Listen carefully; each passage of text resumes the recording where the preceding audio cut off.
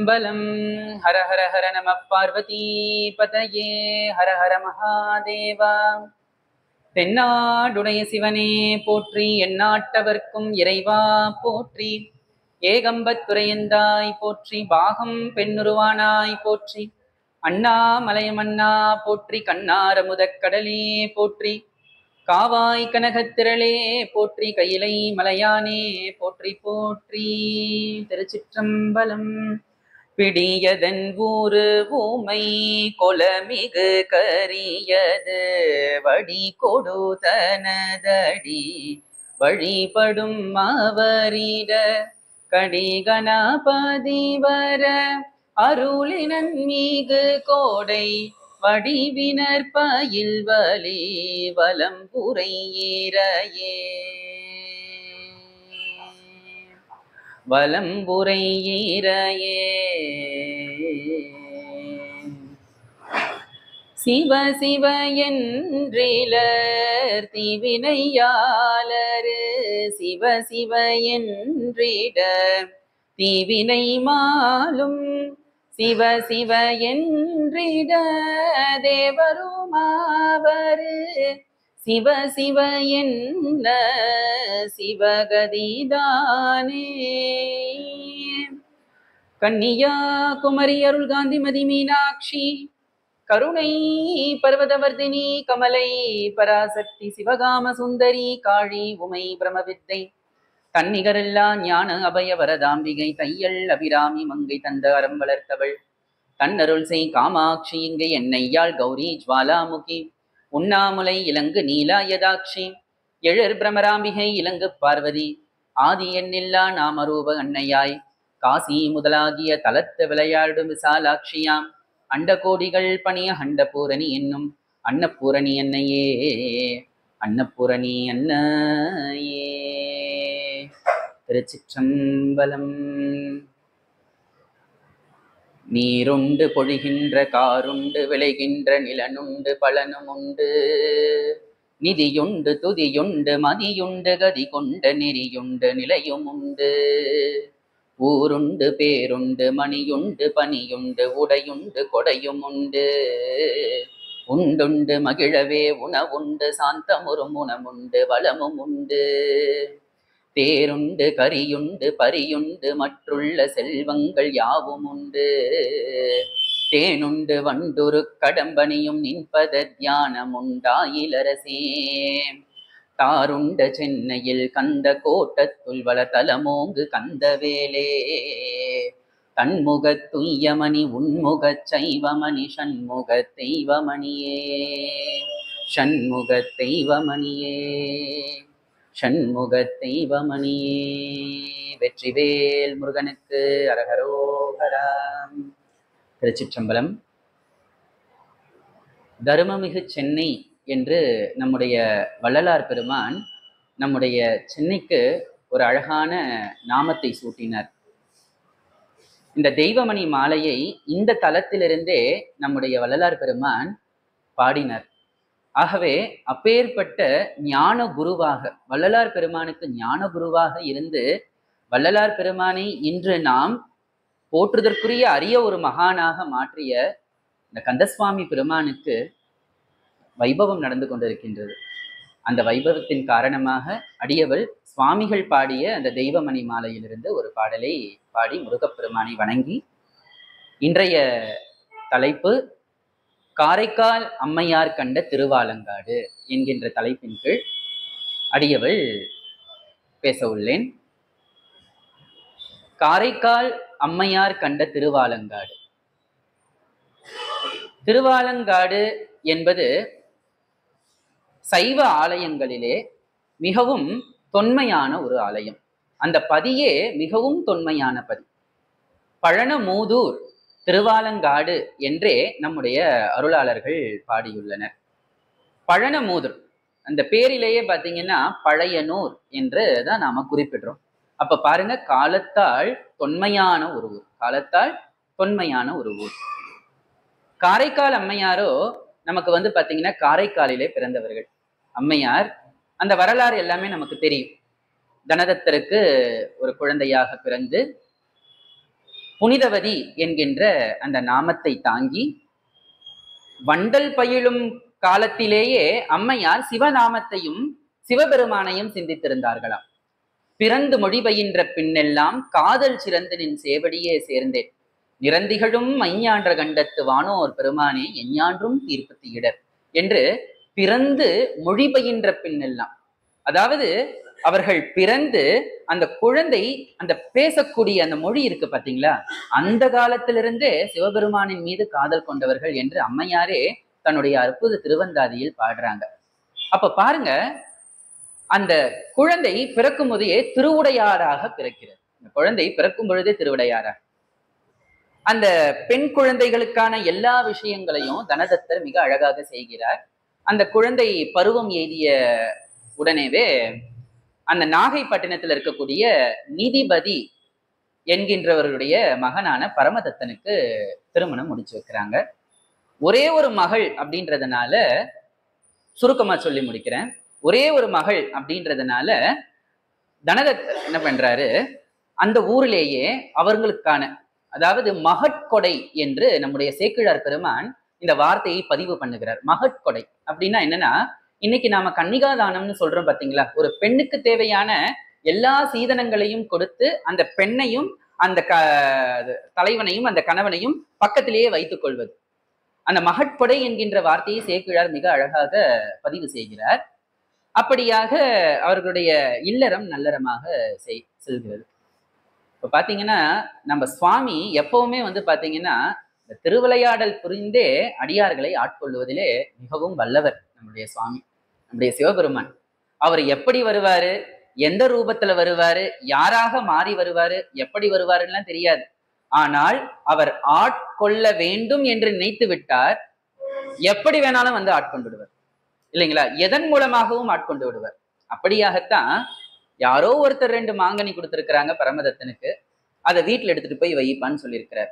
இதுதான் கதையினுடைய முக்கியமான இடம், கதையினுடைய முக்கியமான இடம்.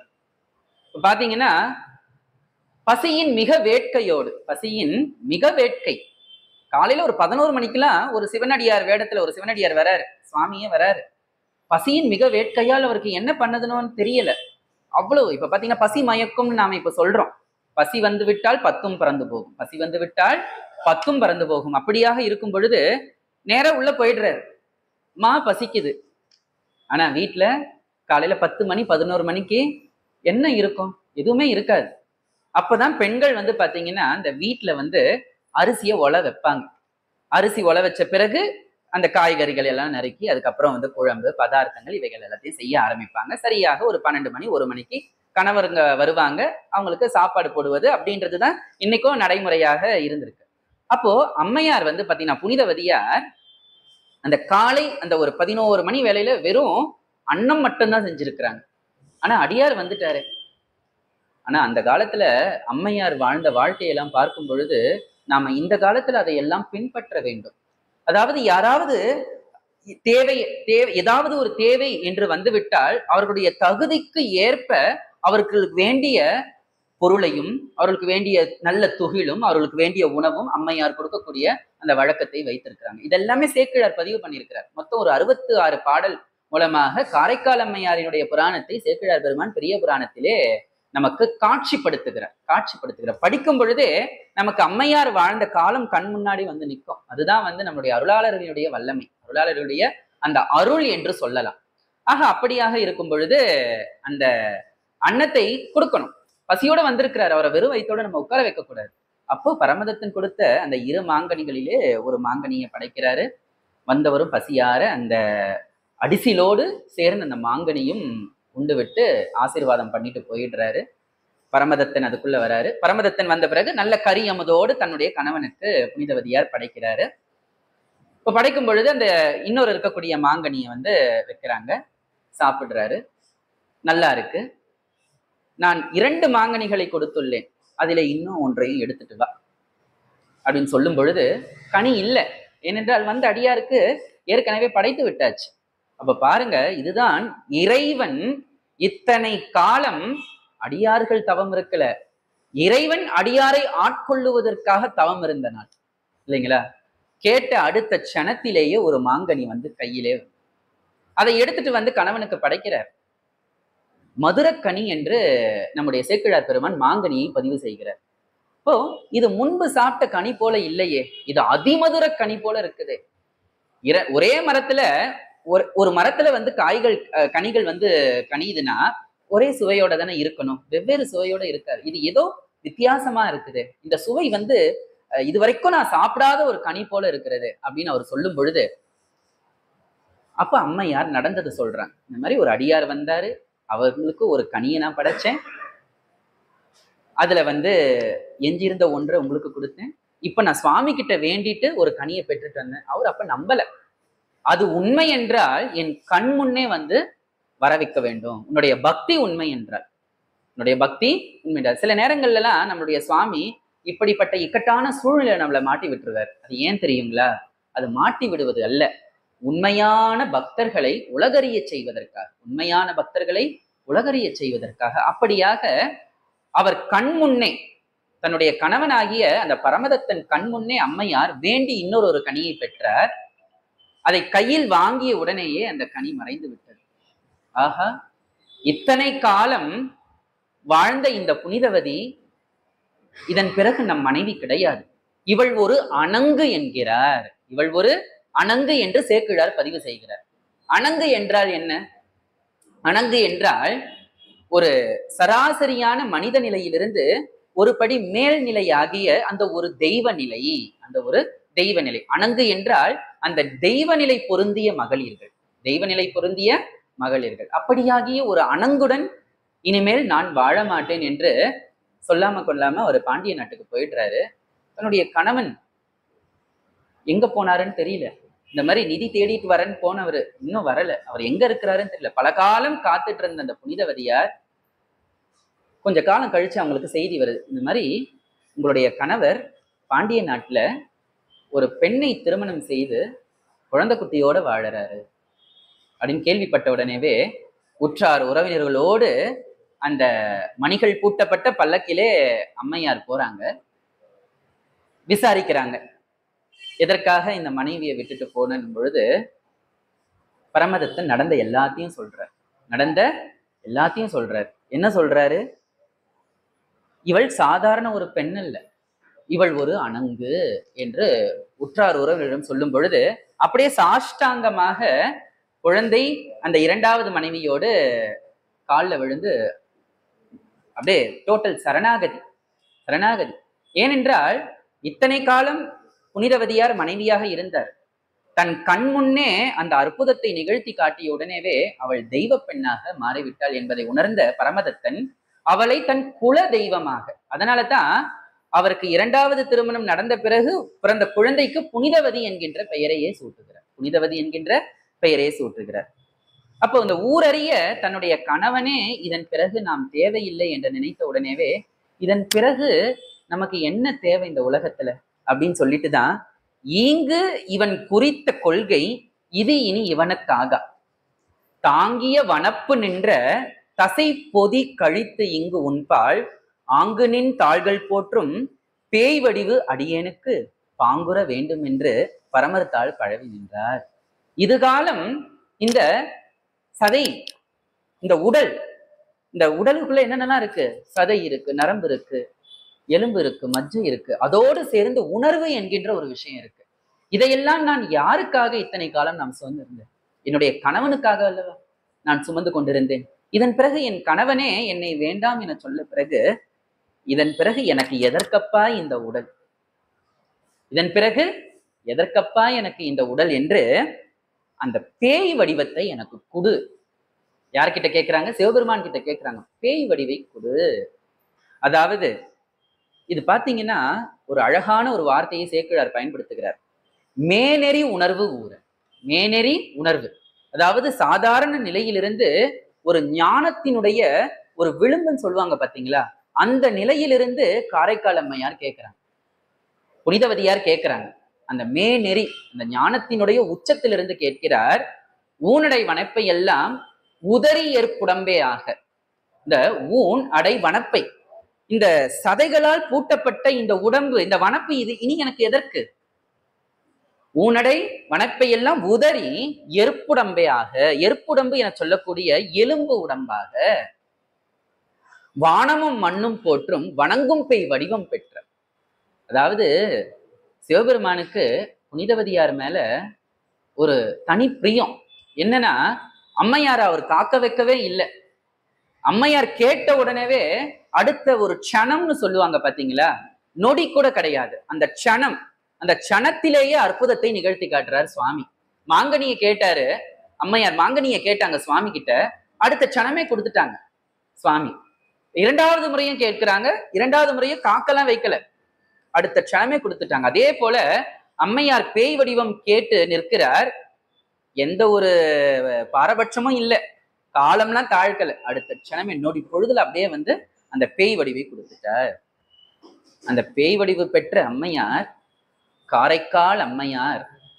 இந்த புனிதவதியார் என்கின்ற அந்த நாமம் மறைந்து இதன் பிறகு அவருக்கு நாம பேயார் என சொல்லக்கூடிய காரைக்கால் அம்மையார் என்கின்ற அந்த நாமத்தை தாங்கிய உடனேவே பாருங்க, கூட வந்த அத்தனை சுற்றத்தாரும் வணங்கி, அம்மையார் பேய் வடிவம் பெறும்போது என்னென்ன அற்புதம்லாம் தெரியுமா நடந்துதான்? வான துந்துபிகள் எல்லாம் முழங்கிச்சான், தேவர்கள் எல்லாம் மலர் மாறி பொழிந்தார்களாம், தேவர்கள் எல்லாம் மலர் மாறி பொழிந்தார்கள். அப்பேற்பட்ட ஒரு அற்புதம் இல்லைங்களா? நினைத்து பாருங்கள், அம்மையாருக்கு எவ்வளவு வயசு இருக்கும்? அந்த காலத்துல எல்லாம் மிகவும் சிறிய வயதிலேயே திருமணம் முடிச்சிருவாங்க. மிஞ்சு மிஞ்சு போன அம்மையாருக்கு ஒரு 16 ஒரு 18 வயசு இருக்கும். அப்போ மேனறி உணர்வு கூற அவர்கள் இல்லறத்திலேயே வாழ்ந்திருந்தாலும் அவர்கள் சதா சர்வ காலமும் அந்த சிவபெருமானையே நினைத்திருக்கிறாங்க. அவர்கள் உணர்வு அந்த சிவத்தையே நினைத்து நினைத்து நினைத்து நினைத்து ஊறி ஊறி ஊறி ஊறி அது ஒரு பழுத்த சிவமாக மாறி நிற்கிறது. அதனாலதான் அம்மையார் கேட்ட உடனேவே சுவாமி அந்த அற்புதத்தை எல்லாம் செய்தார். சுவாமி அதுதான் அம்மையார் அந்த அற்புத திருவந்தாதியில முதல்ல பாடுவது, அந்த பேய் வடிவம் பெற்று அம்மையார் பாடியது உற்பவித்து எழுந்த ஞானம். சேக்கிழார் பெருமான் பதிவு பண்றார், என்ன ஞானம்? உற்பவித்து எழுந்த ஞானம். அந்த பேய் வடிவம் பெற்ற உடனேவே அற்புத திருவந்தாதியை பாடுகிறார். பிறந்து மொழிபயின்ற பின்னெல்லாம் காதல் சிறந்து நின் சேவடியே சேர்ந்தேன், நிறந்திகளும் மைஞான்ற கண்டத்து வானோர் பெருமானே எஞ்ஞான்றும் தீர்ப்பத்திடர், இடர்களையாரேனும் எமக்கிறங்காரேனும் படரும் நெறி பணியாரேனும் என்று அம்மையார் அந்த அந்தாதியை பாடுகிறார். எதன் மூலமாக பாடுகிறார்? உற்பவித்து எழுந்த ஞானத்தின் கண் பாடுகிறார். அப்பொழுது அம்மையாரை சுற்றி இருக்கக்கூடிய அத்தனை சுற்றத்தார்களும் அஞ்சி பயந்து வணங்கி அவர்கள் எல்லாரும் அம்மையாரை விட்டு சென்று விட்டார்கள். அப்ப பாருங்க, அடுத்தது அம்மையார் ஆய்ந்த சீர் இரட்டை மணிமாலையை பாடுகிறார். ஆய்ந்த சீர் இரட்டை மணிமாலையை பாடுகிறார். அதாவது மனதை காட்டிலும், அதாவது மனதினும் கடிது வேகமாக அந்த வடதேசத்தை எல்லாம் கடந்து அந்த கைலாய வெற்பு, அந்த கைலாய மலையை சென்று அடைகிறார். இறைவன் உறையக்கூடிய இடம். நீங்க கேட்கலாம், சிவபெருமான் கைலாய மலையில தான் இருக்கிறாரா, இப்ப வேற எங்கேயுமே இல்லையா, வேற எங்கேயுமே இல்லையா என்று ஒரு கேள்வியை எழுப்பலாம். அவன் ஆதியும் அந்தமும் அற்ற அருட்பெரும் ஜோதி. சிவபெருமான் இல்லாத இடமே கிடையாது. அண்ட சராசரமும் அவர்தான், 14 லோகங்களும் அவர்தான் இல்லைங்களா? எட்டாத அந்த அண்டத்தை, அந்த பேரண்டமும் அவர்தான். ஆனால் அடியார்களுக்கு அனுகிரகம் செய்யும் பொருட்டு, அடியார்களை காக்கும் பொருட்டு அவர் ஒரு உருவத்தை தாங்கி வந்திருக்கிறார். அவர் ஒரு உருவத்தை தாங்கி, அதுதான் பாத்தீங்கன்னா அந்த சிவப்பரம்பொருள் நிலையிலிருந்து ஸ்ரீகண்ட பரமேஸ்வரராக அந்த கைலாய வெற்பில் உமையம்மையோடு அமர்ந்து அருள் புரிந்து கொண்டிருக்கின்றார். அந்த சிவபெருமானுக்கு ஜடாமகுடம், நாகாபரணம், புலித்தோளாடை, இப்படியாக சுவாமிக்கு ஒரு அடையாளத்தை காரைக்கால் அம்மையார் தான் முதல்ல காட்டுறார். சிவபெருமான்னா இப்படிதான்ப்பா இருப்பாங்க அப்படின்ட்டு.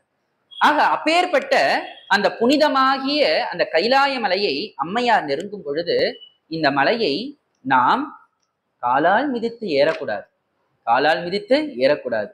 பாருங்க, எந்த ஒரு பெண்ணுமே செய்யாத ஒரு நிலை அது, எந்த ஒரு பெண்ணுமே செய்யாத ஒரு நிலை. தலையால் நடந்து செல்லுகிறார், அந்த எருப்புடம்போடு தலையால் நடந்து கைலாய மலையை சென்று அடைகிறார்.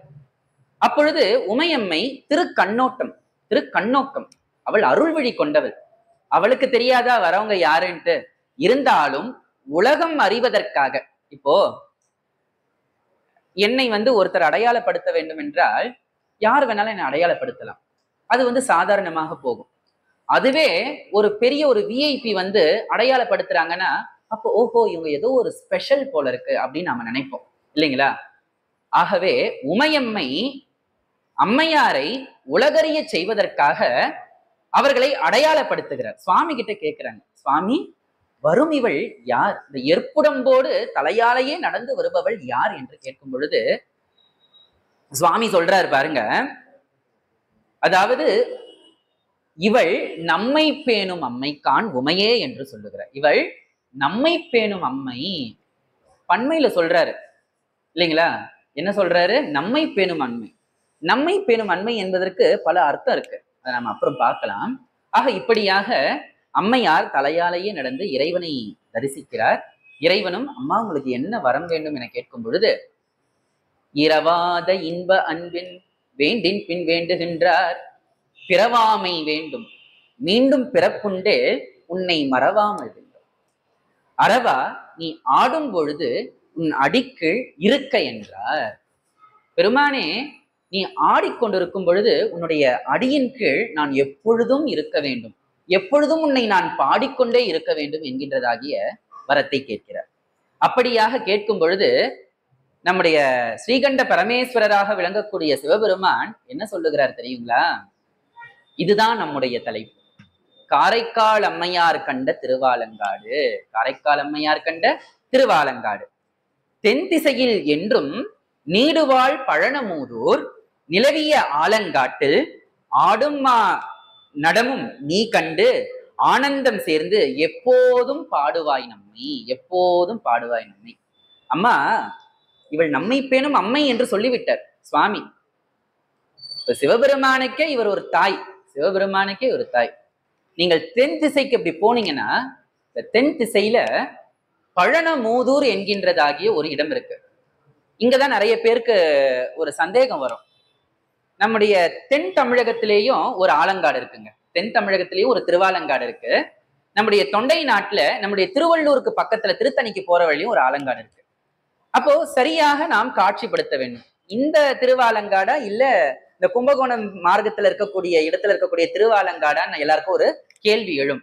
அதனாலதான் நம்முடைய அருளாளர்கள் ஒரு வார்த்தையை போட்டாங்க, பழனமூதூர். பழையனூர் இன்று நாம் சொல்லுகிறோம். இந்த பழையனூர்னு ஒரு ஊர் இருக்குங்க தொண்டை நாட்டுல.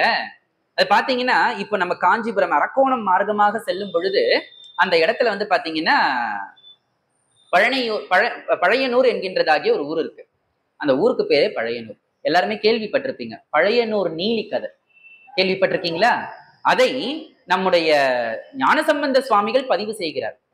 வஞ்சப்படுத்தி ஒருத்தி வாழ்நாள் கொள்ளும் வகை கேட்டு அஞ்சும் பழையனூர், அஞ்சும் பழையனூர். வஞ்சப்படுத்தி ஒருத்தி, அது யாருன்னா பழையனூர் நீலி கதை இல்லைங்களா? அந்த பழையனூர் நீலியின் கதையில தான் ஒரு பெரிய சரித்திரமே அந்த இடத்துல இருக்குது. 70 வேளாளர்கள் 70 வேளாளர்கள் தீக்குழி இறங்கிய இடம். அந்த தீ குண்டத்துல தங்களுடைய உயிரை சத்தியத்திற்காக மாய்த்தவர்கள். அப்போ இறைவனை நேர் எதிர்க்க வைத்து அவர்கள் மாய்த்ததுனால அந்த இறைவனுக்கு பேரு சாட்சி பூதேஸ்வரர். இன்னைக்கோ திருவாலங்காட்டுக்கு போறவங்க எல்லாருமே பாத்தீங்கன்னா அங்கிருந்து ஒரு கிலோமீட்டர் தூரத்துல பழையனூர் என்கின்ற ஒரு இடம் இருக்கு. அந்த இடத்துல பாத்தீங்கன்னா 70 வேளாளர்கள் தீ குளித்த இடம், அந்த தீ குண்டத்துல விழுந்த இடம் இருக்கு. அதற்கு நேர் எதிர்க்க பாத்தீங்கன்னா சாட்சி பூதேஸ்வரர். அதாவது இதுதான் பழையனூர், இதுதான் பழையனூர், பழனமூதூர் ஆகிய திருவாலங்காடு. அம்மா அந்த இடத்துல நீங்க போங்க, அங்க நான் சதா நிறுத்தம் புரிந்து கொண்டிருக்கின்றேன் இல்லைங்களா? அண்டம் உற நிமிர்ந்த ஆடும் எங்கள் அப்பனிடம் திரு ஆலங்காடே என்று அம்மையாரே பாடுகிறார். அண்டமுற நிமிர்ந்த ஆடும் சிவபெருமான் இந்த திருவாலங்காட்டுல அண்டமுறை, அண்ட சராசரங்களையும் அளக்கக்கூடிய அளவிதான அந்த ஒரு வடிவத்தோடு அண்டமுற நிமிர்ந்தாடும் எங்கள் அப்பனிடம் திரு ஆலங்காடே என்று அம்மையாரே நமக்கு பதிவு செய்திருக்கிறாங்க. அப்பேற்பட்ட அந்த இடத்துல நீங்க போங்க, நான் அங்கு உங்களுக்கு என்னுடைய காட்சியை தருகிறேன், அங்கு நீங்கள் பாடுங்கள், நான் ஆடுகிறேன் என்று அம்மையாரை பணிக்கிறார். அம்மையாரும் அந்த ஆலங்காடு சாதாரண செப்பரும் பெருமை அன்பால் திகழ் திரு ஆலங்காடாம் நற்பதியை தலையினாலே நடந்து வருகிறார். எப்படி திருக்கைலாய வெற்பிற்கு தலையாலேயே நடந்து சென்றாரோ அதே போல இந்த திருவாலங்காட்டையும் தலையாலேயே அம்மையார் நடந்து வராங்க. தலையாலேயே அம்மையார் நடந்து வந்து அந்த திருவாலங்காட்டை பார்க்கிறார். திருவாலங்காட்டை பார்க்கிறார். இந்த திருவாலங்காடு என்பது ஒரு மயான பூமி, ஆலவனம், மயான பூமி என்று சொல்லலாம். மயான பூமி என்று சொல்லலாம். அதைத்தான் அம்மையார் காட்சிப்படுத்துகிறார். என்ன காட்சிப்படுத்துகிறார் என்றால், திருவாலங்காடு மூத்த திருப்பதிகத்தின் வழியே, திருவாலங்காடு மூத்த திருப்பதிகத்தின் வழியே, பதிகம் 1, பதிகம் 2 என்று 2 பதிகம் நமக்கு இருக்குங்க. திருவாலங்காடு மூத்த திருப்பதிகம் 1, திருவாலங்காடு மூத்த திருப்பதிகம் 2. கொங்கை தீரங்கே நரம்பெழுந்து குண்டு கண்வெண்பல் குழிவயிற்று பங்கே சிவந்தீரு பற்கள் நீண்டு பங்கி சிவந்தீரு பற்கள் நீண்டு பரடுயர் நீழ்கணை காலோர் பெண் பேய் தங்கி அலறி உலரு காட்டில் தாழ்சடை 8 திசையும் வீச அங்கம் குளிர்ந்தன ஆடும் எங்கள் அப்பன் இடம் திரு ஆலங்காடே, அப்பன் இடம் திரு ஆலங்காடே என்று அந்த திருவாலங்காடை பார்க்கும் பொழுது அம்மையார் நிறைய விஷயங்களை காட்சிப்படுத்துகிறார். இன்னைக்கு நாம அந்த புவியியல் சொல்றோம். இப்போ ஒரு புவியை எடுத்துக்கிட்டீங்கன்னா அங்க இருக்கக்கூடிய தாவரங்கள், அங்க இருக்கக்கூடிய உயிரினங்கள், அதுல விலங்குகளும் இருக்கும், பறவைகளும் இருக்கும், அந்த தாவரங்கள் இருக்கும், அங்க இருக்கக்கூடிய மக்களையும் காட்சிப்படுத்துவது ஒரு வழக்கம் இல்லைங்களா? இப்ப அம்மையார் பார்க்கக்கூடிய அந்த திருவாலங்காடு என்பது பாத்தீங்கன்னா ஒரு பேய்கள் சூழ்ந்திருக்கக்கூடிய காடு, பேய்கள் சூழ்ந்திருக்கக்கூடிய ஒரு காடு. அப்ப என்னென்ன வகையான பேய்கள் எல்லாம் அந்த இடத்துல இருக்குது அப்படின்னு நம்ம பார்க்கும் பொழுது அம்மையார் பதிவு செய்கிறாங்க. அம்மையார் அதை பதிவு செய்கிறார். என்னென்ன பதிவு செய்கிறாங்கன்னா, பெண் பேய் இருக்கான், பிள்ளை பேய் இருக்கான், தாய் பேய் இருக்கான், சுழலும் அழல் விழி கொள்ளிவாய் பேய் இருக்கான், பட்டி நெட்டுகர் பாருகார் பேய் இருக்கான், செடிதலை காரைக்கால், தன்னையே ஒரு பேய் என்று அம்மையார் பதிவு செய்கிறார். தன்னையே ஒரு பேய் என்று அம்மையார் பதிவு செய்கிறார். பறைபோல் விழிகட்பேய், பறைபோல் விழிகட்பேய், நெடுபர் குழிகட்பேய், அழல்வாய் அழகட்பேய் என்று பல பேய்களை நமக்கு காட்டுகிறார் அம்மையார். அதாவது மயானத்து எரிவாய் எயிற்று பேய், சிறு பேய், கனல் பேய், இப்படியாகிய பேய்கள் எல்லாம் சூழ்ந்திருக்கக்கூடிய மயானமாக வனமாக இருப்பது அன்றைய திருவாலங்காடு, அன்றைய திருவாலங்காடு. அப்போ என்னென்ன தாவரங்கள்லாம் இருந்திருக்கும் யோசிச்சு பாருங்க. இப்ப மயான பூமி என்றால் ஒரு பசுமையற்ற ஒரு ஒரு என்ன சொல்றது, ஒரு பாலைவனம் போன்ற ஒரு பூமி. அப்ப அங்கெல்லாம் என்னென்ன தாவரங்கள்லாம் வளரும்? அதாவது ஈகை, சூரை, காரை, இப்படியாகிய வாகை, இப்படியாகிய தாவரங்கள் இருக்கக்கூடிய இடம். அதே போல என்னென்ன விதமான பறவைகள்லாம் இருக்கும்? இப்ப மயானத்துல பிணங்கள் இருக்கு. அந்த பிணங்களை கொத்தி தின்னக்கூடிய பருந்து இருக்கும், கழுகு இருக்கும், சிறு கூகை இருக்கும், பகண்டை, ஆந்தை, இப்படியாகிய. அதே போல என்னென்ன விலங்குகள்லாம் இருக்க வாய்ப்பு உண்டு? நரி இல்லைங்களா? நரி, அந்த புலால் பொதுத்த அந்த மண்டை ஓட்டல்ல அந்த நரி கவுவதையெல்லாம் அம்மையார் காட்சிப்படுத்தியிருக்காங்க. அந்த நரி கவி ஓடுவதை பார்த்து இந்த பேய்கள் ஐயோ நம்மளுடைய உணவை நாம் விட்டு விட்டோமே என்று ஒன்றோடு ஒன்று அடித்து கொண்டு கத்திக்கொண்டு ஆரவாரம் செய்து கொண்டிருக்கக்கூடிய ஒரு ஆலங்காடு, ஆரவாரம் செய்து கொண்டிருக்கக்கூடிய ஒரு ஆலங்காடு. ஆக இப்படியாகிய பாருங்க, கூகையோட ஆண்டலை பாட ஆந்தை கோடதன் மேற்குதித்து ஓட, அதே போல குண்டிலோ மக்கூழி சோற்றை வாங்கி குறு நரி தின்ன, பட்டடி நெட்டுகர் பாருகார்பை பருந்தொடு கூகை பகண்டை ஆந்தை குட்டியிடை முட்டை கூகை பேய்கள், குட்டியிட முட்டை கூகை பேய்கள் குறுநரி சென்று என்று அம்மையார். அதே போல 2வது திருப்பதிகத்திலையும் பாத்தீங்கன்னா, புட்கள் பொதுத்த புலால்வெண் தலையை புறமே நரிக்கவ, புறமே நரிக்கவ. அப்போ அந்த மயானத்தை அம்மையார் காட்சிப்படுத்துகிறார். மயானத்தை, திருவாலங்காடு ஆதியிலே ஒரு மயானம், திருவாலங்காடு ஆதியிலே ஒரு மயானம். அப்ப அந்த மயானத்தினுடைய அந்த நிலப்பரப்பு எப்படி இருக்கிறது, எப்படி இருக்கிறது, என்னென்ன வகையான தாவரங்கள், என்னென்ன வகையான விலங்குகள், என்னென்ன வகையான பறவைகள், பேய்கள். இதுதான் இங்க விசித்திரமானது. ஏனென்றால் அம்மையாரே ஒரு பேய் வடிவம். அதாவது பாரதியார் கூட ஒரு பாட்டுல பேயார்கான் பேயவள்கான் பெரும் பித்துடையாள்கான் என்று பாரத மாதாவை பாடுகிறார். பாரத மாதாவை பாடுகிறார். இந்த பேய் வடிவத்தை ஏன் அம்மையார் எடுக்க வேண்டும்? எதற்காக அவர் பேயார் என்று தன்னையே அவர் அடையாளப்படுத்திக் கொள்ள வேண்டும் என்பதை நாம் இறுதியில் பார்ப்போம்.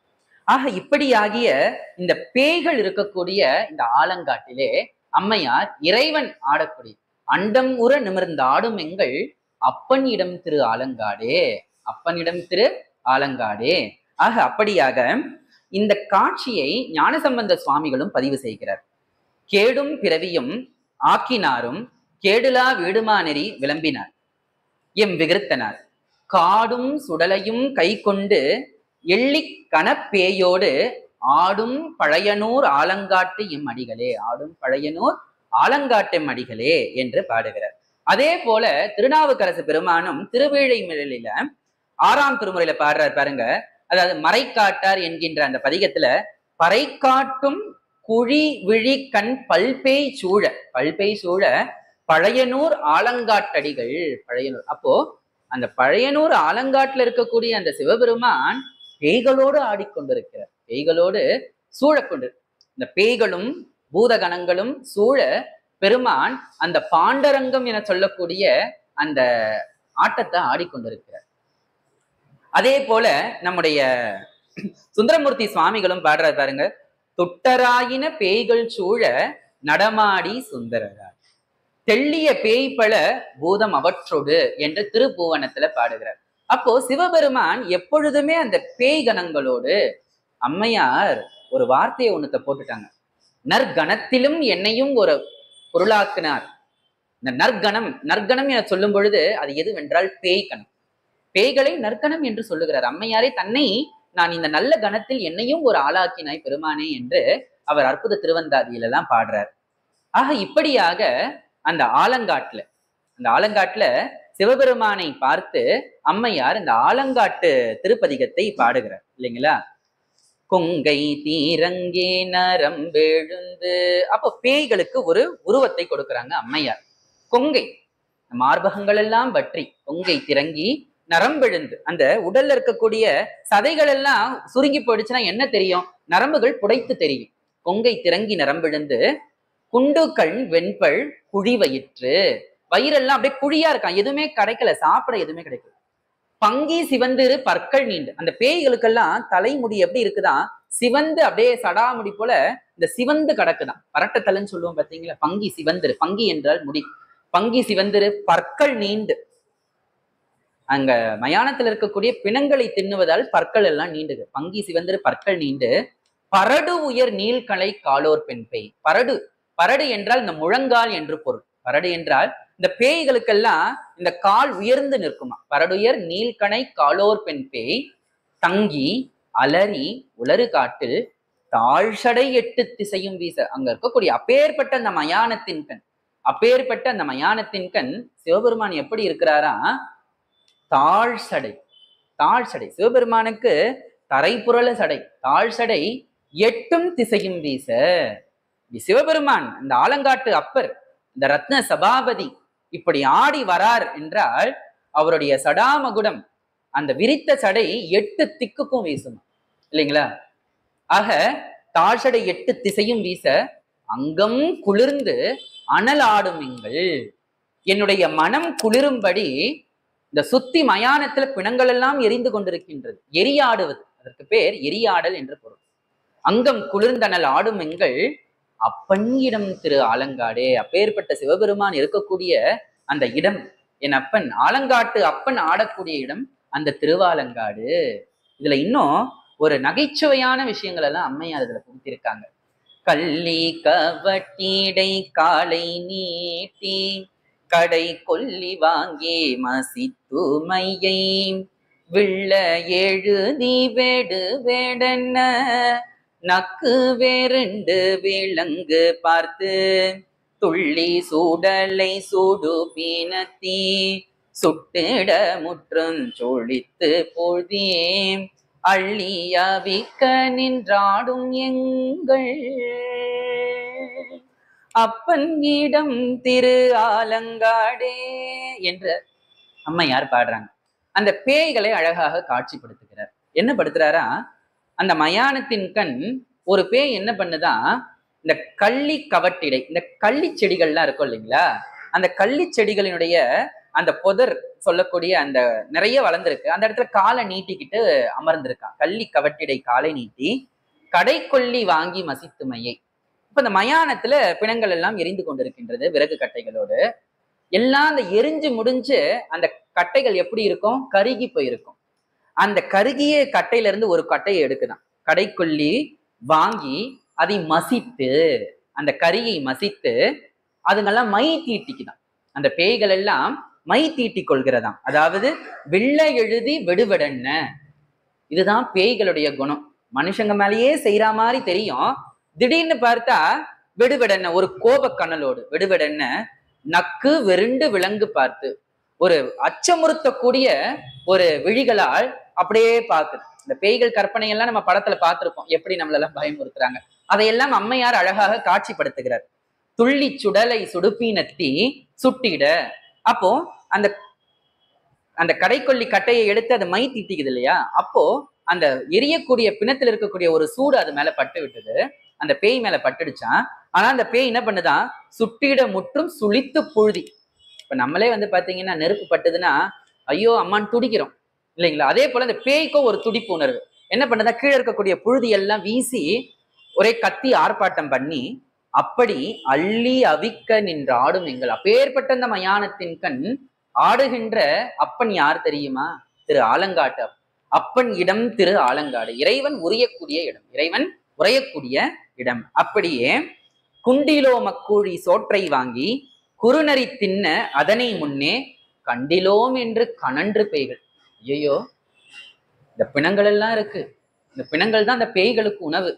அந்த பேய்கள் அந்த பிணத்தை தின்னுவதற்கு முன்பு நரி போய் தின்னுடுச்சான். அதனால ஒரு கோபம் வந்துருச்சு அந்த பேய்களுக்கு. அதனால இந்த பேய்களுக்கு ஒரு கோபமா, கண்டிலோம், ஐயோ நம்ம பார்க்கலையே, நம்முடைய உணவை நாம விட்டுட்டோமே இல்லைங்களா, நம்முடைய உணவை நாம் விட்டுட்டோமே என்று அந்த பேய்களை நகைச்சுவையாக அம்மையார் காட்சிப்படுத்துகிறார். அதே போல பேய்களுக்கும் ஒரு தாய் உணர்வு இருக்குது என்பதை முதலில் அம்மையார் காட்சிப்படுத்துகிறார். என்ன சொல்றாங்க பாருங்க, விழுது நினத்தை விழுங்கியிட்டு வெண்தலை மாலை விரவ பூட்டி. அந்த மயானத்துல பிணங்கள் எரியுது பாத்தீங்களா, இந்த பிணத்திலிருந்து கரைந்து வரக்கூடிய அந்த கொழுப்பு, நினம் என்றால் கொழுப்பு என்று பொருள், அதையெல்லாம் இந்த பேய்கள் உண்டு என்ன பண்ணுதான், அந்த மயானத்தின் கண் எரிந்த அந்த மண்டையோடு இருக்கு பாத்தீங்களா, அதையெல்லாம் நெக்லஸ் மாதிரி, மாலை மாதிரி கோர்த்து தன்னுடைய கழுத்துல போட்டுக்குதுங்களாம். வெண்தலை மாலை விரவ பூட்டி கழுது தன் பிள்ளையை காளி என்று. அப்படியாகிய ஒரு பேய் என்ன பண்ணுதான், அதோடைய ஒரு குழந்தை பேய்க்கு, குழந்தையாகிய ஒரு பேய் ஒண்ணு இருக்கான், அந்த குழந்தைக்கு காளி என்கின்ற பெயரை வைக்கலாம். காளி என்கின்ற பெயரை, காளி என்று பெயரிட்டு சீருடை தாவளர்த்து. எப்படி ஒரு தாய், இப்போ நம்ம மனுஷங்களா இருக்கிறோம், ஒரு குழந்தை இருந்ததுன்னா எப்படி பாலூட்டி சீராட்டி இப்படியாக நாம அந்த குழந்தையை வளர்ப்போமோ, அதே போல பேய்களும் அந்த மயானத்தின் கண் தன்னுடைய குழந்தைக்கு காளி என்று பெயரிட்டு சீருடை தாவளர்த்து புழுதி துடைத்து முளை கொடுத்து, அந்த குழந்தை மேல இருக்கக்கூடிய அந்த புழுதி எல்லாம் ஒரு தாயுணர்வோடு தொடச்சு பாலூட்டி முளை கொடுத்துட்டு போயிருதான் உணவை தேடுவதற்காக. போயின தாயை வரவுக்கான. இன்னைக்கும் நம்முடைய தாய் எங்கேயாவது வெளியில போயிட்டோம்னா கொஞ்ச நேரம் கழிச்சு நம்ம எல்லாம் அழுவோம், அம்மா காணுமே அப்படின்ட்டு, சிறு குழந்தைகளாக இருக்கும் பொழுது. அப்படியாக இந்த குழந்தை பேயும் அழுதான். போயின தாயை வரவுக்கானா அழுது உறங்கும். அம்மா வரல, அந்த அம்மா பேய் இன்னும் வரல, அதனால அழுது கொண்டே அந்த குழந்தை பேய் உறங்கி விட்டதாம். அழுது கொண்டே அந்த குழந்தை பேய் உறங்கி விட்டது என்று அழுதுறங்கு புறங்காட்டில் ஆடும் அப்பன் இடம் திரு ஆலங்காடே. ஆக இப்படியாகிய தாய் உணர்வோடு இருக்கக்கூடிய பேய்களும் வாழக்கூடிய, குழந்தை பேய்களும் வாழக்கூடிய அந்த இடத்திலே அண்டம் முற நிமிர்ந்து ஆடும் எங்கள் அப்பன் இடம் திரு ஆலங்காடே என்று பாடுகிறார். அப்பன் இடம் திரு ஆலங்காடே என்று பாடுகிறார். ஆக இப்படியாக காரைக்கால் அம்மையார் அந்த திருவாலங்காட்டின் கண் இருக்கக்கூடிய அந்த உயிரினங்கள், தாவரங்கள், பல்வகையான பேய்கள், அதிலே தன்னையும் ஒரு பேயாகவும் சொல்லிக் கொள்கிறார். அப்ப இந்த பேய்களுடைய குணம், இந்த பேய்களுடைய குணம் எப்படிலாம் இருக்கும் என்கின்ற விஷயங்களையும் நம் கண் முன்னே காட்சிப்படுத்துகிறார். பேய்கள் இல்லை என்று சொல்லுபவர்கள் திருவாலங்காட்டு திருப்பதிகத்தை படிக்கணும் இல்லைங்களா? ஆலங்காட்டு திருப்பதிகத்தை நாம் படிக்க வேண்டும். ஏன் பேய்களை காட்சிப்படுத்தினார் என்பதை நாம் இறுதியில் பார்ப்போம்.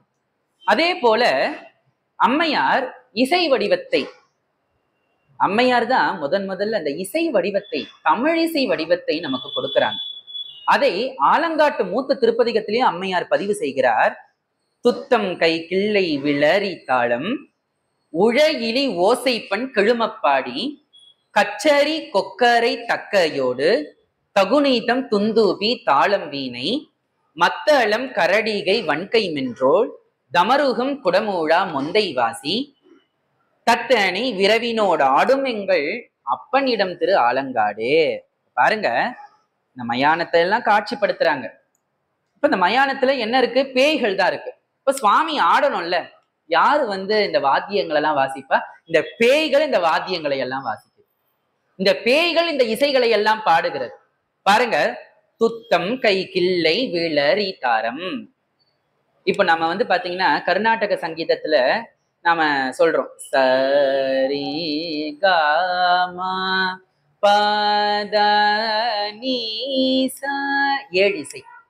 நம்முடைய அருளாளர்களும் ஏழிசையாய் இசை பயனாய் என்ற இறைவனை பாடுகிறார் சுந்தரமூர்த்தி சுவாமிகள். ஏழிசையாய் இசை பயனாய். இப்போ இறைவனே அந்த ஏழிசையாய் இருக்கிறான். அப்போ ஒரு இசைக்கு எது அடிப்படை?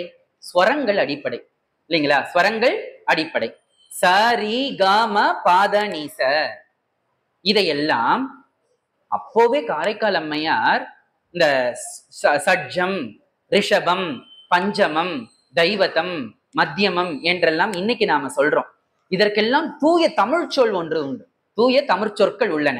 இப்ப பாருங்க, இந்த சட்ஜம் என சொல்லக்கூடிய அந்த சரிகமல முதல்ல வர சாக்கு பேரு குரல். அடுத்தது ரீக்கு துத்தம், காக்கு கைகிளை, தாக்கு விளரி, நீ என்பது தாரம், மா என்பது உழை, பா என்பது இழி. பா என்பது இழி. ஆக அழகான தமிழ் சொற்களை நம்முடைய காரைக்கால் அம்மையார் அந்த காலத்திலே பாடிட்டாங்க இல்லைங்களா? அந்த காலத்திலேயே தமிழ் இசை, தமிழ் இசையில தான் முதல்ல இந்த சப்த ஸ்வரங்கள் உருவாச்சு. சப்த ஸ்வரங்கள் உருவாச்சு. சாரி காம பாத நீச. அதற்கான தமிழ் பெயரையும் அம்மையாரே பாடியிருக்காங்க இந்த ஆலங்காட்டு மூத்த திருப்பதியில. துத்தம் கை கிள்ளை விளரி தாரம் உழையிலி ஓசைப்பண் கிழுமப்பாடி. ஆக இப்படியாக இந்த ஸ்வரங்களின் கூட்டின் வழியாக இறைவனுக்கு இசை பாடுகின்றன பேய்கள். அதோடு சேர்ந்து கச்சரி வாசிக்கிறது, கொக்கரை வாசிக்கின்றன, தக்கை வாசிக்கின்றன, தகுனிதம், துந்துபி, தாளம், வீணை, மத்தளம், கரடிகை, வன்கை மென்றோள், தமருகம், குடமுழா, மொந்தை. பாருங்க எத்தனை வாத்தியங்கள் பாருங்க. சுவாமி ஆடுவதற்கு, அந்த ஆலங்காட்டு அப்பர் ஆடுவதற்கு இத்தனை வாத்தியங்களை இந்த பேய்கணங்கள், பூதகணங்கள் வாசிக்கின்றனவா. இவைகள் எல்லாம் வாசிக்கும் பொழுது இறைவன் ஆனந்தமாக ஆடுகிறார். நம்முடைய பாம்பன் சுவாமிகள் கூட பாத்தீங்கன்னா பஞ்சாமிர்த வர்ணம் சொல்லக்கூடிய ஒரு அழகான செய்யுளை, ஒரு வண்ணத்தை நமக்கு கொடுத்திருக்கிறார். இந்த பஞ்சாமிர்த வர்ணம் என்பது சாதாரண செய்யுள் கிடையாதுங்க. பாடினீங்கன்னா திருச்செந்தூர் முருகப்பெருமான் நம் அருகே நிற்பது சத்தியம். அப்ப பாருங்க, அதுல பஞ்சாமிர்தத்துல பால், தயிர், தேன், நெய், சர்க்கரை இவை ஆகிய 5 பொருள்களை சேர்ப்பார்கள். அதன்படியே ஒரு தலைப்பை கொடுத்து அந்த பஞ்சாமிர்த வர்ணத்தை பாடியிருப்பார்.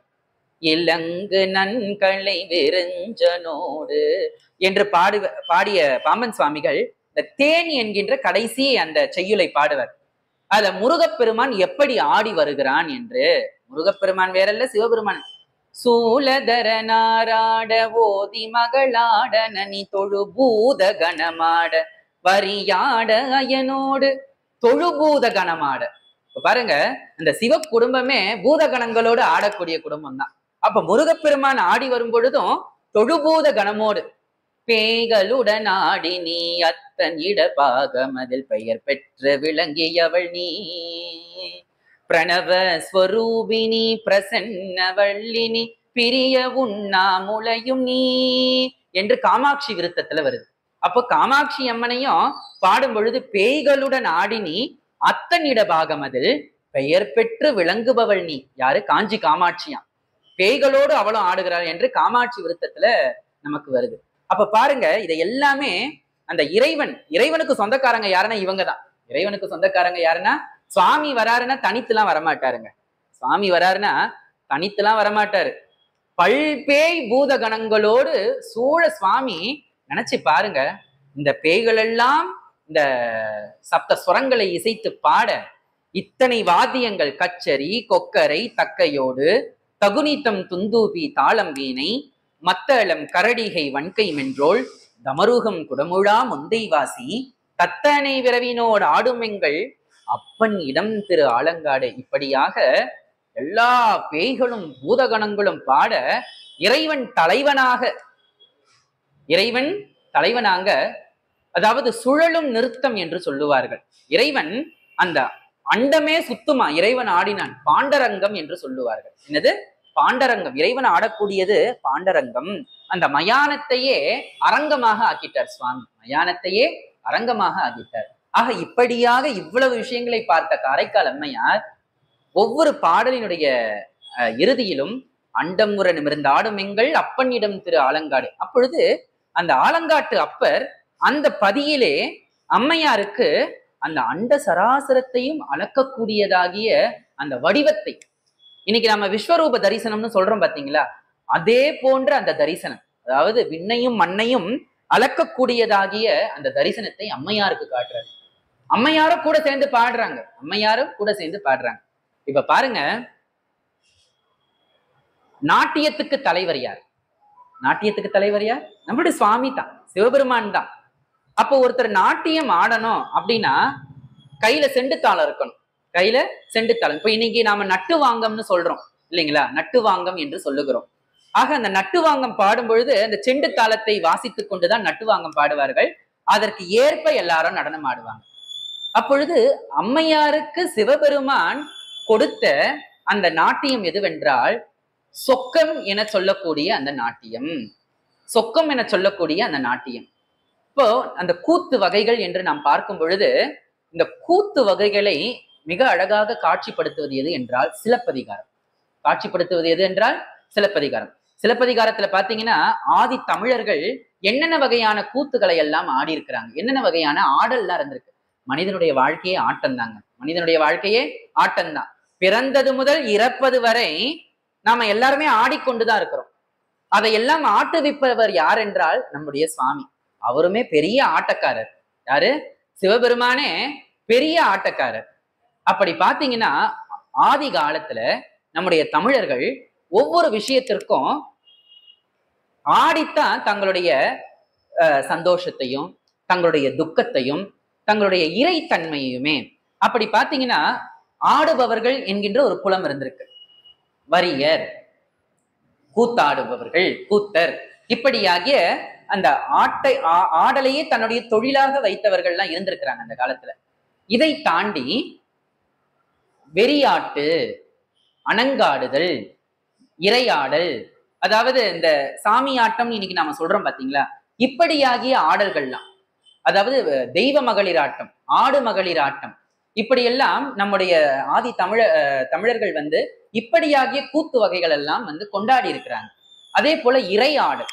இப்ப இறைவன் ஆடக்கூடிய அந்த ஆட்டத்தை என்னென்னலாம் சொல்றாங்க அப்படின்னா கொடுகொட்டி, மல்லாடல், காபாலம், இப்படியெல்லாம் சொல்றாங்க. இப்ப சிவபெருமான் மண்டை ஓடுகளை அணிந்து அவர் ஆடக்கூடிய அந்த ஆட்டத்திற்கு பெயர் பார்த்தீங்கன்னா காபாலம். அதே சிவபெருமான் நிறுத்தம் புரியக்கூடிய ஒவ்வொரு ஆட்டத்திற்கும் ஒரு பேர் இருக்கு. திரிபுர தாண்டவம், கொடுகொட்டி, இதெல்லாமே பாத்தீங்கன்னா சங்க இலக்கியங்கள் பதிவு பண்ணிருக்கு. கலித்தொகையில கடவுள் வாழ்த்துல சிவபெருமான் ஆடக்கூடிய அந்த கொடுகொட்டியை பதிவு செய்திருக்கிறார். கொடுகொட்டியை பதிவு செய்த இதெல்லாமே பாத்தீங்கன்னா இறையாடு. ஆக இப்படியாக சிவபெருமான் பாத்தீங்கன்னா எல்லா இடத்துலயும் ஆடிக்கொண்டுதான் இருக்கிறார். இப்ப சப்தவிடங்க ஸ்தலங்கள் எடுத்துக்கொள்ளுங்க, அங்க தியாகராஜமூர்த்தி அஜபா நடனம் ஆடுறார். ஆமாவா இல்லையா? அஜபா நடனம். அதே போல திருநாகை காரோணம், வேதாரண்யம், திருக்காராயில், திருக்குவளை, திருநள்ளாறு, பிருங்க நடனம், உன்மத்த நடனம், குக்குட நடனம், விசி நடனம், இப்படியாக இறைவன் ஆடிக்கொண்டே இருக்கிறான். இறைவன் ஆடிக்கொண்டே இருக்கிறான். இப்படியாக சுவாமி படைப்பு ஐந்தொழிலை செய்கிறார். படைத்தல், காத்தல், அழித்தல், அருளல், மறைத்தல். இப்ப படைத்தல் என சொல்லும் பொழுது காளிகா தாண்டவம், காத்தல் என சொல்லும் பொழுது கௌரி தாண்டவம், ஒழித்தல் அதாவது ஒடுக்குதல் என சொல்லும் பொழுது சங்கார தாண்டவம். சம்ஹாரம் காலத்துல சுவாமி அந்த தாண்டவத்தை ஆடுகிறார். இப்ப மறைப்பு தொழில் அருளல் என சொல்லும் பொழுது ஊர்த்துவ தாண்டவம், மறைத்தல் என சொல்லும் பொழுது திரிபுர தாண்டவம், மறைத்தல் என சொல்லும் பொழுது திரிபுர தாண்டவம். இப்ப பாருங்க, இந்த ஐந்தொழில்ல அருளல் தொழிலை நாம் எடுத்துக்கொள்வோம். இந்த ஐந்தொழில்ல அருளல் தொழில். இப்ப அருளலுக்கு இறைவன் ஆடக்கூடிய அந்த ஆட்டம் எதுவென்றால் ஊர்துவ தாண்டவம். அதனாலதான் திருவாலங்காடு ஊர்துவ தாண்டவ மூர்த்தியை இருக்கக்கூடிய இடம். தில்லை ஆனந்த கூத்தன், தில்லை ஆனந்த கூத்தன் அதாவது ஆனந்த நடனம்.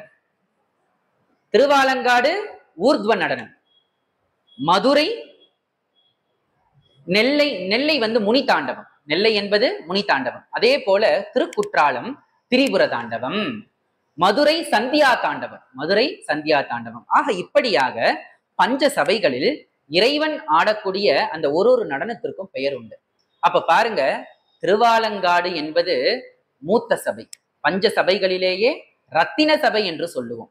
அங்க சிவபெருமான் ஊர்த்வ தாண்டவராக, ஊர்த்வ தாண்டேஸ்வரராக, சுவாமிக்கு பெயரே ஊர்த்வ தாண்டேஸ்வரர். அவர் ரத்ன சபையின் கீழ் இருப்பதனால் அவருக்கு ரத்ன சபாபதி. ஆதியிலே அவர் ஆலங்காட்டு அப்பராக சுயம்பு மூர்த்தியாக வந்ததனால் ஆலங்காட்டு அப்பர், வடாரண்யம் என்று சமஸ்கிருதத்திலே சொல்லுவோம் இல்லைங்களா, வடாரண்யம் என்று சமஸ்கிருதத்திலே சொல்லுவோம். ஆக இப்படியாக சிவபெருமானுக்கு திருவாலங்காடிலே பெயர். அப்பொழுது காரைக்கால் அம்மையார் அந்த சிவபெருமானுடைய ஆட்டத்தை பார்க்கிறாங்க. அது என்ன ஆட்டம் என்றால் சொக்கம் என சொல்லக்கூடிய அந்த ஆட்டம். அந்த இறைவன் ஆடக்கூடிய அந்த ஆட்டங்களிலேயே சொக்கமாகிய அபிநயம் என்று சொல்லுவார்கள். சொக்கமாகிய அபிநயம். இப்ப இந்த கூத்து வகைகளிலேயே இந்த அபிநய கூத்திலேயே பாத்தீங்கன்னா பல்வகை உண்டு. ஆங்கிகம், ஆங்கிகம் என்கின்ற ஒரு வகுப்பு இருக்கு. இப்ப எப்படின்னா, ஒருத்தர் ஆடுறாரு அப்படின்னு வச்சுக்கோங்கன்னா அவங்களுக்கு ஒரு அரங்கம் இருக்கணும். ஆடுபவர்கள் தங்களை அலங்கரித்துக் கொள்ள வேண்டும், ஆடுபவர்கள் தங்களை அலங்கரித்துக் கொள்ள வேண்டும். அதே போல வாசிகம், பாடுவதற்கு ஏற்றார் போல சொல்லுவதற்கு ஏற்றார் போல ஆடணும். இப்ப இங்க பேய்கள் எல்லாம் பாடுகின்றன, இறைவன் அதற்கு ஏற்றார் போல இந்த காடரங்கம் என சொல்லக்கூடிய இந்த மயான வனத்திலே, காடரங்கம் என சொல்லக்கூடிய இந்த மயானத்திலே இறைவன் ஆடுகிறார். இறைவன் ஆடுகிறார். எப்படி ஆடுறார் தெரியுங்களா? அதற்கான அணிகலன்களோடு, அதற்கான அணிகலன்களோடு. இப்ப கூட பாத்தீங்கன்னா ஆடுபவர்கள் அந்த அரங்கத்திற்கு மேல இந்த மேடைக்கு வரும் பொழுது நல்ல ஒப்பனை பண்ணிக்கிட்டு தான் வருவாங்க. ஆமாவா இல்லையா? அதற்குண்டாந்த அந்த ஒப்பனைகள், அந்த முகத்துல அந்த சாந்துகளை தீட்டிக் கொண்டு, கண்ணுக்கு மையிட்டு கொண்டு, அதற்கான மலர்கள், அதற்கான அணிகலன்கள், இப்படியாகத்தான் வருவாங்க. சுவாமியும் அதே போல வராராம். திருவாலங்காட்டுல சிவபெருமான் அதே போல வராராம். எப்படி வராரு தெரியுங்களா? இந்த மயானத்துல இருக்கக்கூடிய இந்த எலும்புகள், ஆமை ஓடு, பன்றியின் கொம்பு, மண்டை ஓடுகள், இவைகளை எல்லாம் அணிகலன்களாக, இவைகளை எல்லாம் கொஞ்சம் நினைச்சு பாருங்க அவருடைய தோற்றத்தை. தாழ் சடை 8 திசையும் வீச அங்கம் குளிர்ந்து அனல். அப்ப கற்பனை பண்ணி பாருங்க, சிவபெருமானுடைய சடை 8 திசையும் வீசுது என்றால் அவருடைய சடையினுடைய நீளத்தை பார்த்து கொள்ளுங்கள். அதே போல சிவபெருமானுக்கு பஸ்மாதி பூஷன் என்ற ஒரு பெயர் இல்லைங்களா? அந்த சுடு நீரை உடல் முழுக்க பூசிக்கிறார், உடல் முழுக்க. இன்னைக்கும் பாத்தீங்கன்னா காசில எல்லாம் சிவபெருமானுடைய அடியார்கள் எல்லாருமே அந்த உடல் முழுக்க, அந்த கண்ணு மட்டும்தான் தெரியும், வாய் மட்டும்தான் தெரியும், உடல் முழுக்க அந்த மயான சாம்பலை பூசிக்கொண்டு தன்னை ஒப்பனை செய்து கொள்கிறார். சுவாமி தன்னை ஒப்பனை செய்து கொள்கிறார். சரிங்க, மலர் வேணுமே. என்னென்ன மலரெல்லாம் சுவாமி சூடுவாரு? ஊமத்தம், எருக்கு, இதெல்லாமே பார்த்தீங்கன்னா மயானத்துல இருக்கக்கூடிய மலர்கள். கொன்றை மாலை, அதே போல இது நம்முடைய வில்வம், இவைகளை எல்லாம் சூடி தன்னை அலங்கரித்து கொண்டு வரார். எங்க வராரு? ஸ்டேஜுக்கு வரார். அந்த சபை என சொல்லக்கூடிய இந்த ஆடக்கூடிய சபை என்பது எது? திருவாலங்காடு. ஆடக்கூடிய சபை பாருங்க, திருவாலங்காடு அவருக்கு ஆடரங்கமா இருந்திருக்கு. யாருக்கு? ஆலங்காட்டு அப்பருக்கு. அப்ப பாருங்க, பேய்கள் தான் ஆடியன்ஸ், பேய்கள் தான் ஆடியன்ஸ். இந்த கூட பக்கவாத்தியம், பாட்டு பாடுறவங்க, இவங்க எல்லாருமே பேய்களும் பூதகணங்களும். அதுல வந்து ஒரு பெரிய பேய் காரைக்கால் அம்மையார் தான் அந்த சிண்டுத்தாளம் வாசி நட்டுவாங்கம் பாடிக்கொண்டிருக்கிறார். ஏனென்றால் அம்மையார் அப்பவே இந்த வரத்தை வாங்கிட்டாங்க. இரவாத இன்ப அன்பின் பின் வேண்டின் பின் வேண்டுகின்றார் பிறவாமை வேண்டும், மீண்டும் பிறப்புண்டேல் உன்னை மறவாமை வேண்டும், அறவா நீ ஆடும் பொழுது நீ அடிக்கீழ் இருக்க என்று உன்னை பாட வேண்டும். அதாவது நான் பாட வேண்டும் இறைவா, அதற்கு ஏற்ப நீ ஆட வேண்டும். இப்ப புரியுதுங்களா? சிவபெருமான் தான் நாட்டியத்தின் தலைவர், நாட்டியத்தின் தலைவர் சதா சர்வகாலம், சதா சர்வகாலம். அப்போ காரைக்கால் அம்மையார் கண்ட அந்த நாட்டியத்திற்கு பெயர் சொக்கமாகிய அவிநயம். சிவபெருமான் அம்மையாருக்கு ஆடி காட்டிய அந்த நடனத்திற்கு பெயர் சொக்கமாகிய அவிநயம், சொக்கமாகிய அவிநயம். ஏனென்றால் இத்தனை ஒப்பனைகளோடு சுவாமி வந்து ஆடுறார், இத்தனை ஒப்பனைகளோடு இறைவன் வந்து ஆடுகிறார். ஆக அப்படியாகிய இறைவனை அம்மையார் கண்டு உவக்களிப்பு எய்துகிறார், உவக்களிப்பு எய்துகிறார். இப்படியாக அந்த திருவாலங்காட்டு மூத்த திருப்பதிகங்கள் என சொல்லக்கூடிய திருப்பதிகம் 1, திருப்பதிகம் 2, இறுதியில அம்மையார் இந்த பதிகங்களை எல்லாம் பாடுபவர்களுக்கு என்ன கிடைக்கும் என்று அந்த விஷயத்தை சொல்றார். ஒப்பினை இல்லவன் பேய்கள் கூடி ஒன்றினை ஒன்றடி தொக்களித்து பப்பினை இட்டு பகண்டையாட பாடிரு தன்னறியாழமைப்ப அப்பனை அணிதிரு ஆலங்காட்டுள் அடிகளை செடிதலை காரைக்கால் பேய். தன்னையே சொல்லிக்கிட்டாங்க, காரைக்கால் பேய் செப்பிய செந்தமிழ் 10 வல்லார் சிவகதி சேர்ந்து இன்பம் எய்துவாரே. இப்படியாகிய இந்த திருவாலங்காட்டு அப்பரை எவரொருவர் தரிசிக்கிறார்களோ, இந்த திருவாலங்காட்டு அப்பனை எவரொருவர் இந்த மூத்த திருப்பதிகத்தை உள்ளன்போடு உறுதியாக பாடுகிறார்களோ அவர்களுக்கு நிச்சயமாக சிவகதி கிடைக்கும். அந்த பாட்டின் பயன், இந்த பதிகத்தின் பயன், இதை எல்லாமே அம்மையார் தாங்க முதல்ல நமக்கு கொடுத்திருக்கிறாங்க. அம்மையார் தான் முதல்ல கொடுத்திருக்காங்க. அதே போல மண்டலம் என சொல்லக்கூடிய பேய்கள் எல்லாம் அங்க மண்டலித்து உள்ளாலம் என சொல்லக்கூடிய ஒரு ஆட்டமா சிவபெருமான் ஆடியது உள்ளாலமிட்டு. உள்ளாலம் என்பது ஒரு வகையான ஆட்டம்.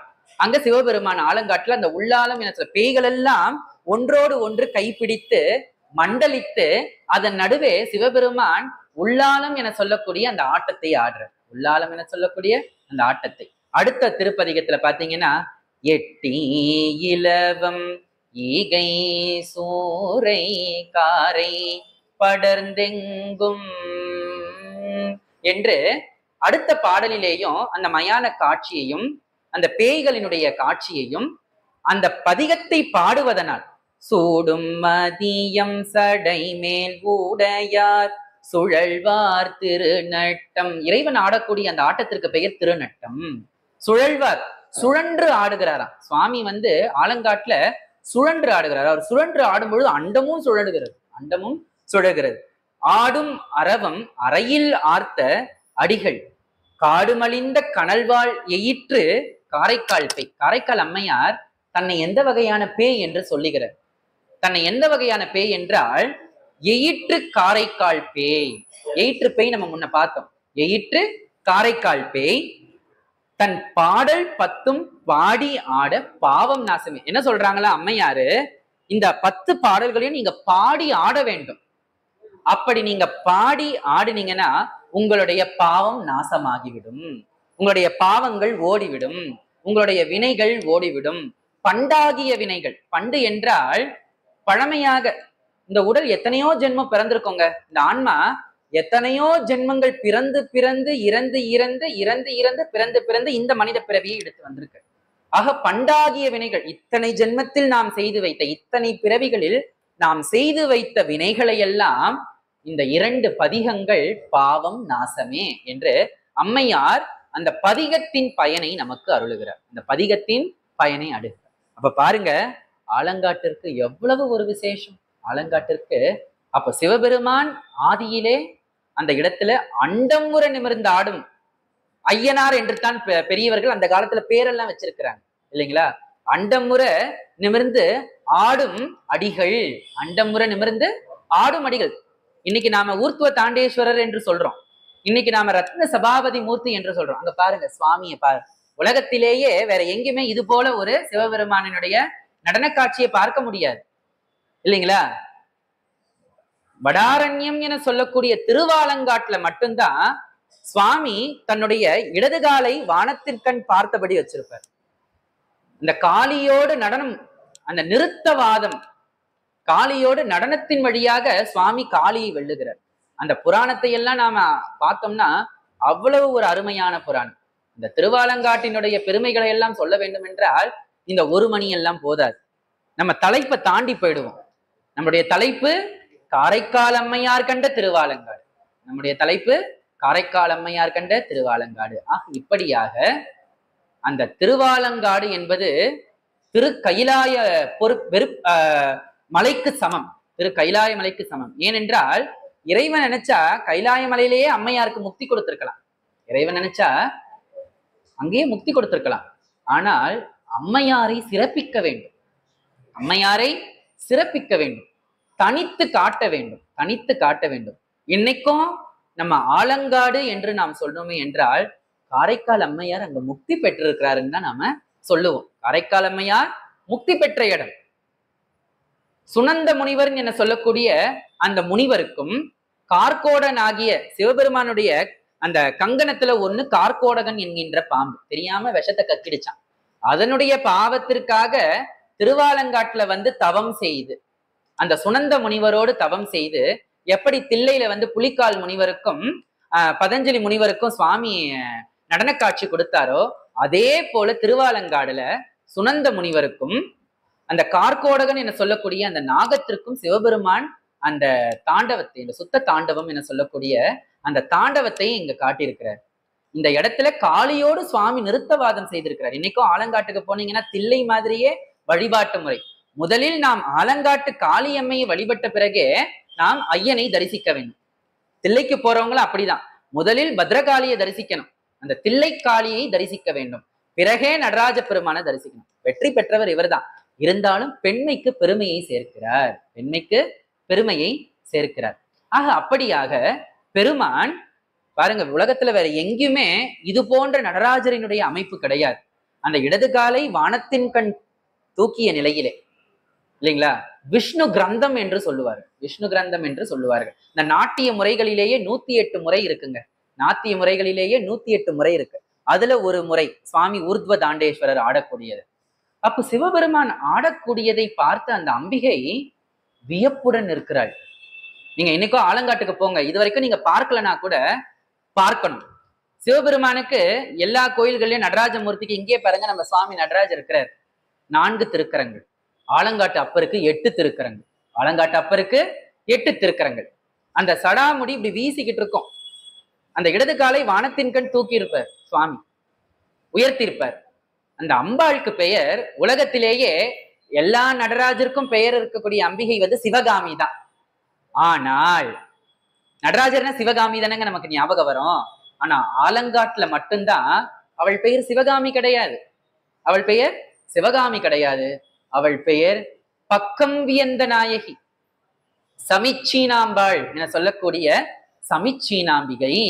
இந்த ஆலங்காட்டு அப்பர் ஆடக்கூடியதை பார்த்து அம்பாளே மருண்டு நிற்கிறாளாம், வியந்து நிற்கிறாளாம். அதான் பக்கம் வியந்த.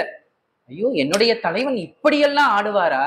அந்த காளியோடு சுவாமி நிறுத்தவாதம் செய்கிறாரு, அந்த நடனவாதம் யாரு வெற்றி பெற போறான்ட்டு. அப்போ பார்வதி தேவியே மருண்டு நிற்கிறாளாம் சுவாமி ஆடக்கூடிய அந்த ஆட்டத்தை கண்டு. அதனாலதான் உலகத்திலேயே எங்க நடராஜ பெருமான் இருந்தாலும் அவருக்கு உடன்பாரியாக இருப்பவள் சிவகாமி. ஆனால் திருவாலங்காட்டுல மட்டும் அவளுக்கு பெயர் சமிச்சீனாம்பிகை என சொல்லக்கூடிய பக்கம் வியந்த நாயகி, பக்கம் வியந்த நாயகி. இப்படிப்பட்ட அற்புதங்களை எல்லாம் கொண்ட அருட்பதி. அருட்பதி. இப்ப பங்குனி சதயம் வரப்போகுது, அம்மையாரினுடைய முக்தி நிகழப்போகுது. நமக்கு எல்லாருக்குமே ஒரு டவுட், அம்மையார் முக்தி பெற்றுட்டாங்களா? நாம எல்லாம் அவர் முக்தி பெற்றுவிட்டார் என்றுதான் நினைத்து கொண்டிருக்கின்றோம்.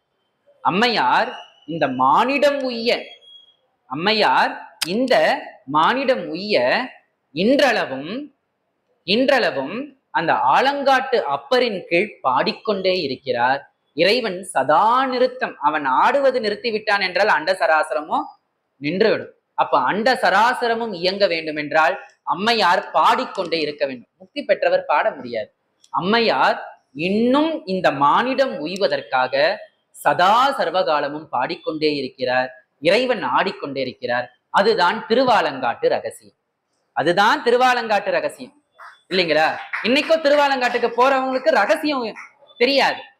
இங்க நிறைய சூட்சுமங்கள் இருக்கு, நிறைய சூட்சுமங்கள் இருக்கு. ஆதி ஒரு காலத்துல அது ரத்தின சபாபதி, ரத்தினங்களால் வேயப்பட்ட கூரையின் கீழ் சுவாமி இருந்தார். இன்னைக்கும் அம்மையார் சூட்சுமமாக அங்க பாடிக்கொண்டே இருக்கிறாங்க, அந்த செண்டு தாளத்தை வாசித்துக் கொண்டே இருக்கிறார். அப்பேற்பட்ட அருட்பதிங்க சுவாமி அங்க வடாரண்யேஸ்வரராக ஆலங்காட்டு அப்பராக கொஞ்சம் மிரட்டுவது போலதான் இருப்பார், அருள்மூர்த்தி. ஆனால் ஒரு கோயில்ல அந்த லிங்க மூர்த்தத்திலேயே சுவாமியினுடைய தன்மை தெரியும். அந்த லிங்க மூர்த்தத்திலேயே சுவாமியினுடைய தன்மை தெரியும்.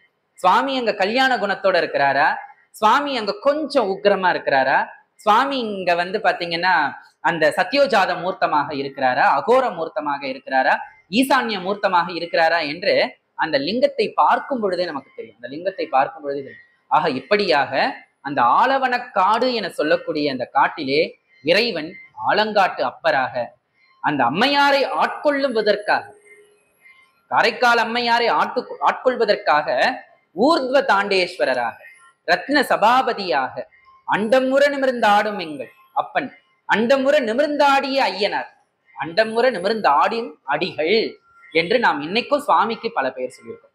ஆக இப்படியாகிய இந்த திருவாலங்காட்டை நம்முடைய சமய குரவர்களாகிய ஞானசம்பந்த சுவாமிகள், நாவுக்கரசு சுவாமிகள், சுந்தரமூர்த்தி சுவாமிகள் பாடியிருக்கிறாங்க.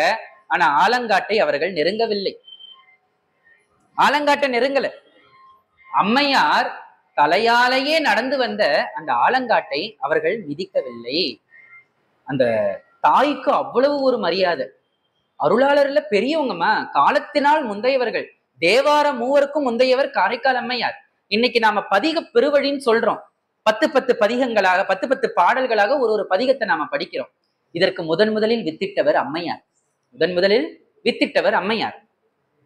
இன்னைக்கு நாம பண் வழியில பாடுறோம். தேவாரங்களை பண்கள் மூலமாக பாடுறோம். நட்டப்பாடை, பழப்பஞ்சுரம், வியாழக்குறிஞ்சி, இந்தலம், இதையெல்லாம் முதலில் பாடி காட்டியவர் அம்மையார். முதலில் அம்மையார் திருவாலங்காட்டு மூத்த திருப்பதிகத்தை நட்டப்பாடை என்கின்ற பண்ணில் தான் முதல்ல பாடுறார். அதை வைத்தே ஞானசம்பந்த சுவாமிகள் தோடுடைய செவியன் விட ஏறியோர் தூவெண்மதி சூடி என்று பாடுகிறார். இரண்டாவது பதிகம் எட்டி இலவம் ஈகை சூரை காரை படர்ந்தெங்கும் இந்தல பண்ணல பாடுறார். இன்னைக்கும் நம்முடைய திருமயிலை மட்டிட்ட புன்னை அங்கம் பூம்பாவை உயிர்ப்பித்தெழுந்த அந்த பதிகம் இந்த இந்தலப்பண் என சொல்லக்கூடிய இந்த பண்ணில் தான் ஞானசம்பந்த சுவாமிகள் பாடியிருக்கிறார் இல்லைங்களா? மட்டிட்ட புன்னையும் காணல் மட மயிலை கட்டிட்டம் கொண்டான் கபாலீச்சரம் அமர்ந்தான் என்று இந்த சைவ உலகத்திற்கு இத்தனை விஷயங்களை அறிமுகப்படுத்தியவர் அம்மையார் தான். கட்டளை கலித்துறையில் முதலில் பாடியவர் அம்மையார் தான். கட்டளை கலித்துறை எழுத்தெண்ணி பாடுவது, செய்யுளை எழுத்தெண்ணி பாடுவது. தொல்காப்பியத்துல கூட அந்த இலக்கணம் கிடையாது. தொல்காப்பியத்துல கூட கிடையாது. அம்மையார் முதல்ல பாடுறாங்க. அந்தாதி என சொல்லக்கூடிய அந்த தொடையை, அந்தாதி தொடை, ஒரு பாட்டினுடைய இறுதி அடுத்த பாடலினுடைய தொடக்கமாக அற்புத திருவந்தாதி. இரட்டை மணி மாலை, ஒரு கட்டளை கலித்துறையும் ஒரு வெண்பாவையும் கோர்த்து எப்படி ஒரு முத்தையும் ஒரு வெண்மணியும் கோர்த்து ஒரு மாலையை நாம் செய்கிறோம், அதே போல ஒரு கட்டளை கலித்துறை ஒரு வெண்பா செய்யுளை மாற்றி பாடுவது. ஆனா அம்மையார் இதுல கொஞ்சம் வித்தியாசமாக வெண்பாவும் கட்டளை கலித்துறையும், வெண்பாவும் கட்டளை. ஆக இப்படியாக அம்மையார் இந்த சைவ உலகிற்கும் இந்த தமிழ் உலகிற்கும் இந்த பக்தி உலகிற்கும் அவர் ஆற்றிய தொண்டு பெரிய தொண்டு. அவர் வெறும் பக்தி தொண்டு மட்டும் ஆற்றவில்லை, ஞானத்திற்கான பாதையும் நமக்கு கொடுத்திருக்கிறார். ஆக இப்படியாகிய காரைக்கால் அம்மையார் தலையாலேயே நடந்த அந்த ஆலங்காட்டிற்கு இவங்க யாருமே கால் வைத்து நடக்கல. அந்த ஊரினுடைய எல்லை பழையனூர்னு சொன்ன பாத்தீங்களா, அந்த பழையனூர் சாட்சி பூதேஸ்வரரிடம் இருந்தே இந்த பதிகங்களை எல்லாம் பாடி அங்கிருந்தே பெருமானை வணங்கி அவர்கள் அடுத்த தல யாத்திரைக்கு சென்றார்கள். ஆக அப்பேற்பட்ட ஒரு அருட்பதி ஒரு சிவப்பதி, அங்க எல்லாமே சிவம் தான். சென்றாடும் தீர்த்தம் கான், அங்க சிவபெருமானே சென்றாடும் தீர்த்தமாக இருக்கிறார். அந்த குலமே சிவபெருமான். அங்க நாவுக்கரசு பெருமான் பாடுறார், முக்தா முக்தி தரவல்ல என்று சுந்தரமூர்த்தி சுவாமிகள் ஆலங்காட்டு அப்பரை பாடுகிறார் இல்லைங்களா. முக்தா முக்தி தரவல்ல, நமக்கு முக்தி தரக்கூடிய அம்மையாரும் அதையே பாடிட்டாங்க. இந்த ஆலங்காட்டு பதிகங்களை எல்லாம் பாடினா நிச்சயமாக சிவகதி என்று. ஆக இப்படியாக இந்த சைவ உலகிற்கும் தமிழ் உலகிற்கும் பக்தி உலகிற்கும் ஞான உலகிற்கும் ஒரு தலையாய தொண்டை ஆற்றிய 63 நாயன்மார்களிலே 3 பெண் நாயன்மார்கள் தான் அதிலே தலையானவர், முதலானவர், இறைவனாலேயே அம்மை என அழைக்கப்பட்டவர் காரைக்கால் அம்மையார் என்று சொல்லி வாய்ப்பளித்தமைக்கு நன்றி கூறி விடைபெறுகிறேன். இந்த நிகழ்ச்சியிலே சிறப்பாக நடத்திருக்கும் அம்மையார் அவர்களுக்கு எங்கள் சபா சார்பில் முதல் மாலையை அங்கிட்டு கௌரவம் கொடுக்கிறோம்.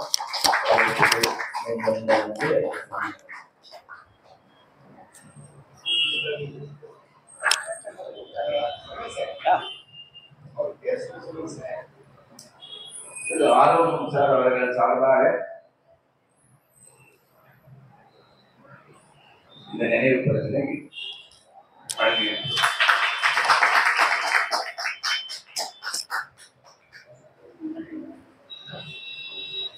ஆக இப்படியாக இந்த பெண் உலகிற்கு, இந்த பெண் சமுதாயத்திற்கு, பெண் குலத்திற்கே பெருமை சேர்த்தவர் காரைக்கால் அம்மையார். நம்ம எல்லாருமே காரைக்கால் அம்மையாரை படிக்க வேண்டும். நாம் எல்லாருமே காரைக்கால் அம்மையார் பாடிய இந்த அற்புத திருவந்தாதி, இறைவனையே முதலில் காட்சிப்படுத்தியவர் அம்மையார் தான். இறைவன் சிவபெருமான்னா இப்படிதான் இருப்பார். சிவபெருமான்னா நாகாபரணத்தை பூசி போட்டிருப்பார், திருநீர் உடல் முழுக்க திருநீரை அணிந்திருப்பார், அவர் இந்நிறத்தவர் என்றெல்லாம் முதலில் காட்சிப்படுத்தியவர். அம்மையாரினுடைய காலம் கிபி 5ஆம் நூற்றாண்டிற்கு முன்பு. அப்ப பாருங்க, தேவாரம் மூவர்களுக்கும் முன்பு பிறந்தவர். அதனாலதான் நான் சொன்னேன் பாத்தீங்களா, நம்மை பேணும் அம்மைக்கான். அப்பொழுது அந்த காலத்துல சைவம் எல்லாம் மங்கி விட்டது, சைவம் எல்லாம் மழுங்கி விட்டது. அப்போ இந்த சைவ உலகிற்கு புத்துயிர் கொடுப்பதற்காக, இனி வரக்கூடிய இந்த சைவ மக்களை எல்லாம் தழைக்க செய்வதற்காக, சைவத்தை தழைக்க செய்வதற்காக வந்தவர் இவர் என்று நம்மை பேணும் அம்மைக்கான் உமையே என்று அன்று அம்மையார் திருக்கைலாய மலையை தலையாலே சொல்லும் பொழுது சிவபெருமான் இவள் நம்மை பேணும் அம்மைக்கான் என்று சொன்னார். நம்மை பேணும் அம்மைக்கான். இன்னும் ஒரு விஷயம் நான் சொன்னேன், ஏன் அம்மையார் அந்த பேய் வடிவத்தை வேண்டி பெற்றார்? பேய் என்பது உருவத்தால் அல்ல. இப்ப பாத்தீங்கன்னா ஆழ்வார்கள்ல கூட பேய் ஆழ்வார்னு ஒரு ஆழ்வார் இருக்கிறார். அதற்காக அவர் பேய் வடிவம் பெற்றாரா என்றால் கிடையாது. பெருமை பொருந்திய ஆழ்வார் என்பது கூட பேய் ஆழ்வாராக மாறி இருக்கலாம், புணர்ச்சியின் விதியாக, தெரியவில்லை. இந்த பேய் என்பது, இப்ப பேய் என்றாலே ஒரு வேட்கை. இப்ப நமக்கு ஆலங்காட்டு திருப்பதிகத்துல பார்த்தோம், பேய்கள் பண்ணக்கூடிய வேலைகள், அந்த சேஷ்டைகள், இதெல்லாம் அது எந்தெந்த நேரத்துல எப்படி இருக்குன்னே நம்மளால சொல்ல முடியாது. ஆனால் பேய் என சொல்லும் பொழுது ஒரு வேட்கை இருக்கும், ஒரு அச்சுறுத்தல் இருக்கும். மனிதனுடைய, அதாவது பட்டினத்தார் கூட பாருங்க, பேய் போல் திரிந்து பிணம் போல் கிடந்து, இல்லைங்களா? பேய் போல் திரிந்து பிணம் போல் கிடந்து அது சொல்றாரு. அதாவது இட்ட பிச்சை எல்லாம் நாய் போல் இது பண்ணு. ஆக பட்டினத்தார் இந்த விஷயத்தெல்லாம் சொல்லும் பொழுது பாருங்க, பேய் போல் திரிந்து. அப்ப பேய் என்றால் நாம் பேய் வடிவமாக பெற வேண்டுமா? அப்படி கிடையாது. பேய் என்பதற்கு ஒரு குணம் இருக்கு, வேட்கை குணம். ஆக நாமும் அந்த சிவத்தை அடைவதற்கான வேட்கையை பெற வேண்டும். சிவத்தை அடைவதற்கான அந்த உள வேட்கை தான் இங்கு நாம் பேய் என சொல்லக்கூடிய அந்த வேட்கை. ஆக குணத்தின் அடிப்படையிலே நாமும் அந்த பேயார் போல மிக வேட்கையாக, அம்மையார் பாருங்க, பேய் வடிவம் பெற்ற உடனேவே மனதினும் கடிது கைலாய மலைக்கு போயிட்டாங்களாம். இப்போ மனம் திருக்கைலாய மலையை நினைக்குதுங்க. நினைச்ச மாத்திரத்துல நாம அங்க போறோம் இல்லைங்களா, மனதால போறோம். அதனும் வேகமாக பேய் வடிவம் வைத்து அவங்க கைலாய மலைக்கு போயிட்டாங்களாம். அப்போ ஒரு மனிதனுக்கு இது போல ஒரு வேட்கை வேண்டும், இது போல ஒரு வேட்கை வேண்டும். என்ன வேட்கை? சிவ வேட்கை. என்ன வேட்கை? சிவ வேட்கை. அந்த சிவபெருமானினுடைய திருவடியை அடைவதற்கான வேட்கை. அந்த சிவபெருமானினுடைய திருவடியை அடைந்து விட்டோமே என்றால் நமக்கு பிறப்பும் கிடையாது, இறப்பும் கிடையாது. நாமும் சிவமாகவே மாறி அந்த பேரின்பத்திலே அவனோடு இரண்டர கலந்து விடுவோம். அதுதான் பேய் வேட்கை, அதுதான் பேய் வேட்கை. அதனாலதான் அம்மையார் மனிதர்களுடைய குணங்களை பேய்களாக காட்சிப்படுத்தினார். மனிதர்களுடைய குணங்களை உண்மையாவே நீங்க பேய் இருக்கா இல்லையான்னு எனக்கு கேட்கக்கூடாது. கண்ணால பார்க்காத வரைக்கும் அது இல்லைன்னு தான் சொல்லுவோம். உணர்ந்தவர்கள் இருக்குன்னு சொல்லுவாங்க. ஆனால் நம்முடைய காரைக்கால் அம்மையார் இறைவனையே நேரில் கண்டவர். அவர்கள் காட்சிப்படுத்துகிறார்கள் என்றால் அது உண்மைதான். அருளாளர்கள் காட்சிப்படுத்துகிறார்கள். அம்மையார் மட்டும் கிடையாது, நம்முடைய திருமுறைகளை பாடிய அத்தனை அருளாளர்களும் பேய்களையும் பூதங்களையும் காட்சிப்படுத்துறாங்க. ஆனால் நாம் அதோடு நிற்கக்கூடாது. இப்போ ஒரு பேய்க்கும் ஒரு குணம் இருக்குது. அது எல்லாமே எல்லா மனிதர்கள்கிட்டையும் நாம பார்க்கிறோம்.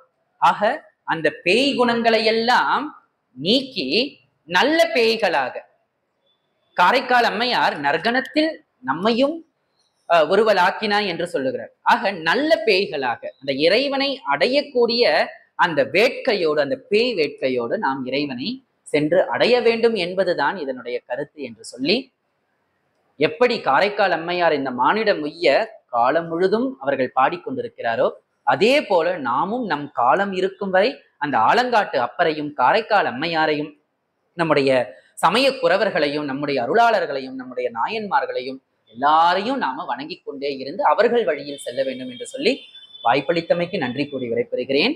இந்த வாய்ப்பு அளித்த சைவ சமய பக்தஜன சபையோருக்கு அடியோருடைய மனமார்ந்த வணக்கங்களும் நன்றிகளும், அடியார் பெருமக்கள் இந்த அவைக்கு அணி சேர்க்கக்கூடிய அடியார்களுக்கும் அடியோருடைய மனமார்ந்த வணக்கங்களையும் நன்றிகளையும் தெரிவித்துக் கொண்டு விடைபெறுகிறேன்.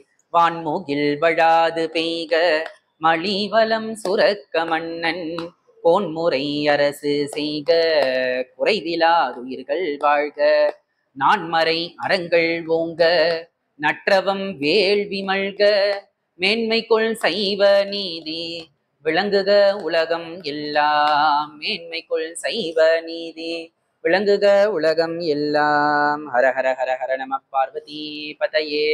ஹர ஹர மகாதேவா. தென்னாடுடைய சிவனே போற்றி, எந்நாட்டவர்க்கும் இறைவா போற்றி. அருட்பெரும்